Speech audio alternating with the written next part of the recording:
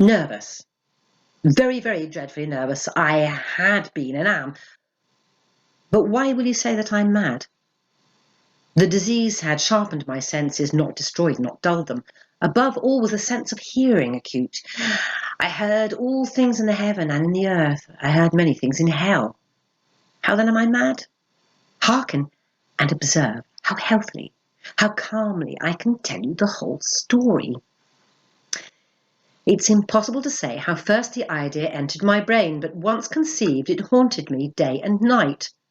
Object there was none. Passion there was none. I loved the old man. He'd never wronged me. He'd never given me insult. For his gold I had no desire. I think it was his eye. Yes, it was this. He had the eye of a vulture, a pale blue eye with a film over it. Whenever it fell upon me, my blood ran cold, and so by degrees, very gradually, I made up my mind to take the life of the old man, and thus rid myself of the eye forever. Now this is the point. You fancy me mad. Madmen know nothing. But you should have seen me. You should have seen how wisely I proceeded, with what caution, with what foresight, with what dissimulation I went to work. I was never kinder to the old man than during the whole week before I killed him. And every night, about midnight, I turned the latch of his door and opened it. Oh, so gently. And then, when I'd made an opening sufficient for my head, I put in a dark lantern, all closed, that no light shone out, and then I thrust in my head. Oh, you would have laughed to see how cunningly I thrust it in.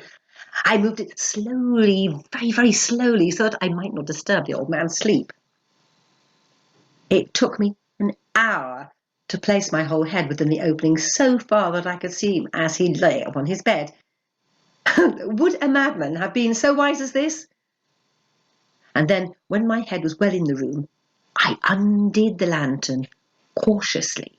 Oh, so cautiously, for the hinges creaked. I undid it just so much that a single thin ray fell upon the vulture eye. And this I did for 7 long nights, every night just about midnight. But I found the eye always closed, and so it was impossible to do the work. For it was not the old man who vexed me, but his evil eye. And every morning, when the day broke, I went boldly into the chamber and spoke courageously to him, calling him by name in a hearty tone and inquiring how he had passed the night. You see, he would have been a very profound old man indeed to suspect that every night, just at 12, I looked in upon him while he slept. Upon the 8th night, I was more than usually cautious in opening the door.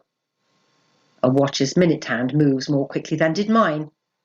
Never before that night had I felt the extent of my own powers, of my own sagacity. I could scarcely contain my feelings of triumph to think that there I was, opening the door little by little, and he not even to dream of my secret deeds or thoughts. I fairly chuckled at the idea.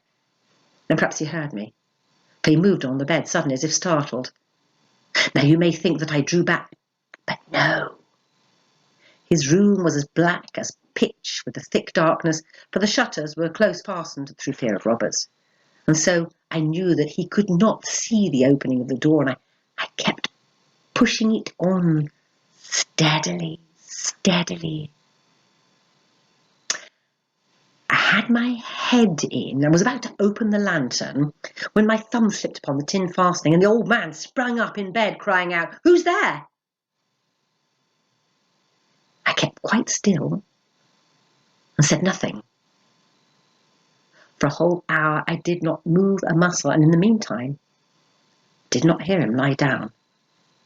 He was still sitting up in the bed listening, just as I have done night after night, hearkening to the death watches in the wall. Presently I heard a slight groan, and I knew it was the groan of mortal terror. It was not a groan of pain or of grief. Oh no, it was the low, stifled sound that arises from the bottom of the soul when overcharged with awe. I knew that sound well. Many a night just at midnight when all the world slept, it has welled up from my own bosom, deepening with its dreadful echo the terrors that distracted me. I say I knew it well. I knew what the old man felt, and I pitied him, although I chuckled at heart. I knew that he'd been lying awake ever since the first slight noise when he turned in the bed. His fears had been ever since growing upon him. He'd been trying to fancy them causeless, but could not. He'd been saying to himself, "Oh, it's nothing but the wind in the chimney. It's only a mouse crossing the floor. It's merely a cricket which has made a single chirp." Yes, he'd been trying to comfort himself with these suppositions, but he'd found all in vain. All in vain, because death, in approaching him, had stalked with his black shadow before him and enveloped the victim. And it was the mournful influence of the unperceived shadow that caused him to feel, although he neither saw nor heard, to feel the presence of my head within the room. When I had waited a long time, very patiently, without hearing him lie down, I resolved to open a very, very little crevice in the lantern. So I opened it.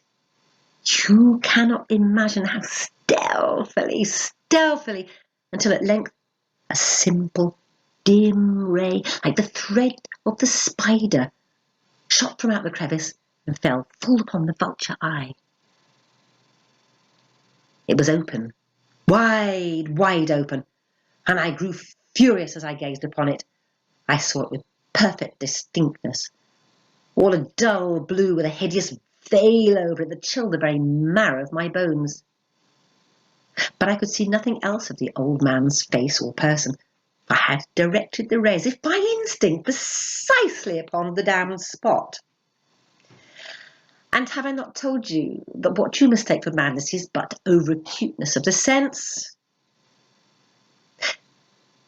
Now I say, there came to my ears a low, dull, quick sound, such as a watch makes when enveloped in cotton. I knew that sound well too. It was the beating of the old man's heart. It increased my fury, as the beating of a drum stimulates the soldier into courage.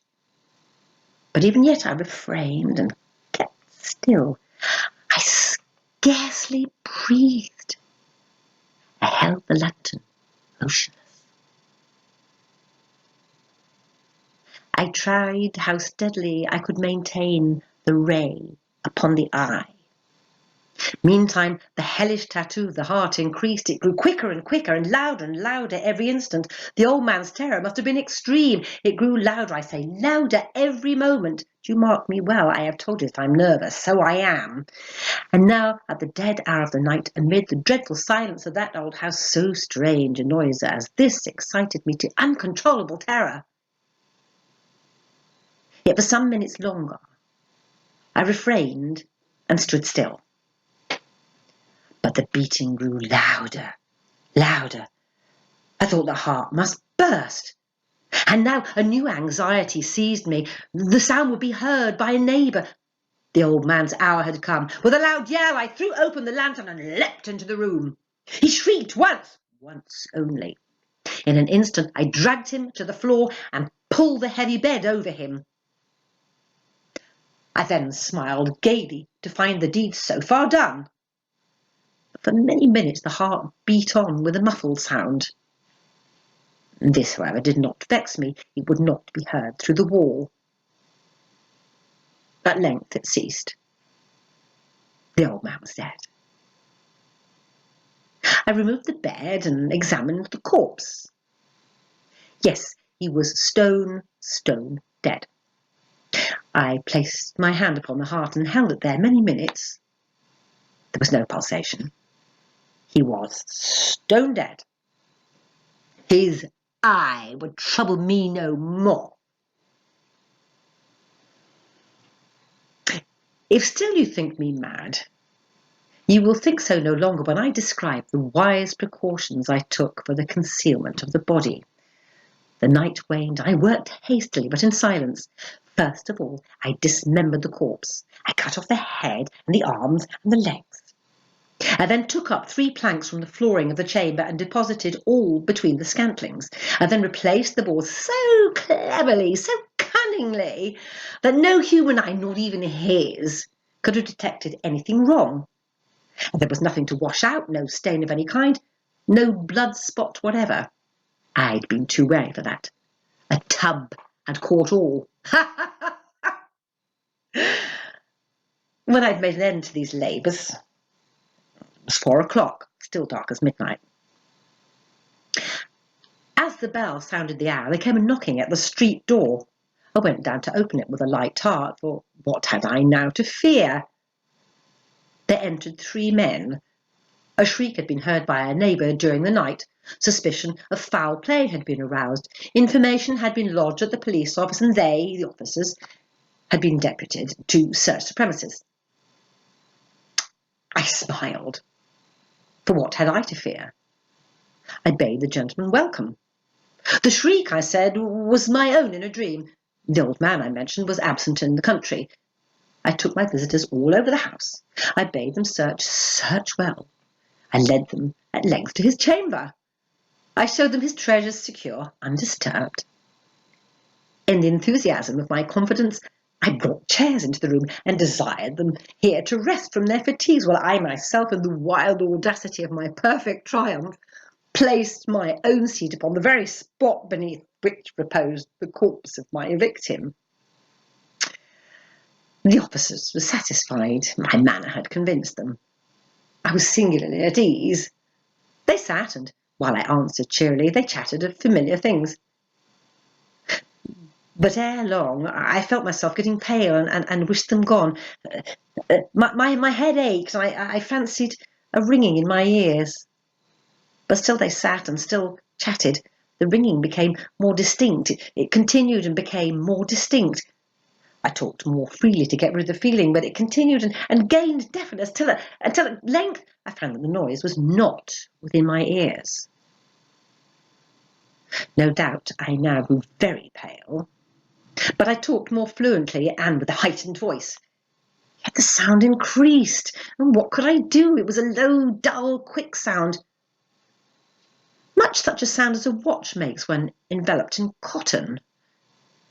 I gasped for breath, and yet the officers heard it not. I talked more quickly, more vehemently, but the noise steadily increased. I rose and argued about trifles in a high key and with violent gesticulations, but the noise steadily increased. Why would they not be gone? I paced the floor to and fro with heavy strides, as if excited to fury by the observations of the men. But the noise steadily increased. Oh God, what could I do? I foamed, I raved, I swore. I swung the chair upon which I had been sitting and grated it upon the boards. But the noise arose over all and continually increased. It grew louder, louder, louder. And still the men continually chatted pleasantly and smiled. Was it possible they heard it not? Almighty God, no, they heard, they suspected, they knew. They were making a mockery of my horror, this I thought. And this I think. But anything was better than this agony. Anything was more terrible than this derision. I could bear those hypocritical smiles no longer. I felt that I must scream or die. And now again, hark, louder, louder, louder, louder. Villains, I shrieked, dissemble no more. I admit the deed. Tear up the planks. Here, it's the beating of his hideous heart.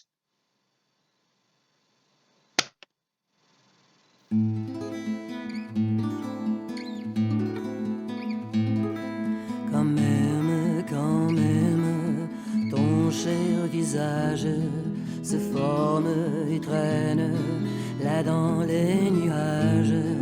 Quand même, en gouttes de pluie, je goûte tes larmes salées, chérie.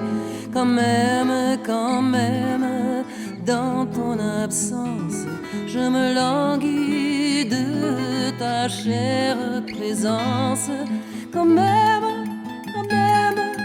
dans ma douleur, quand même,